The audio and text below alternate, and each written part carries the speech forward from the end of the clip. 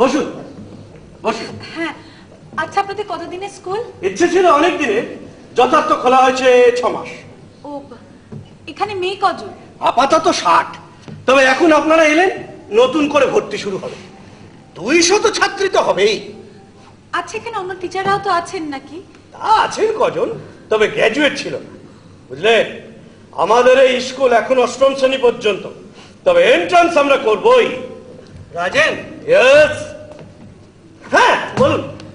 না ঠিক আছে, শোনো, তুমি এক কাজ করো দেখি, তুমি ওইদিকে যেয়ে না ঘর দোরগুলো একটু পরিষ্কার করে রেখে এসো। ঘরদোর আমি চপলাকে নিয়ে যাবো এইসব কাজে? চপল চপল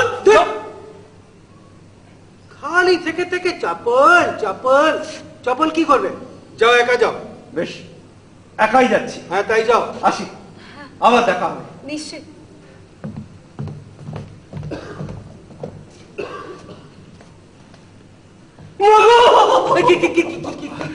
আবার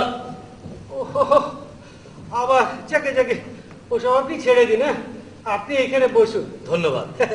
শুনুন, আমি না সেই দিন থেকে বদন সরকারের স্কুলে সেক্রেটারির পদে ইস্তফা দিলাম। আচ্ছা, বাড়ি ফিরে এলাম, ফিরে এসে গিন্নির নামে করলাম মানময়ী গার্লস স্কুল।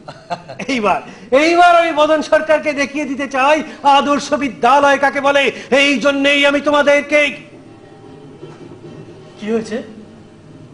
ভুল হয়ে গেছে, আপনাদেরকে এইখানে।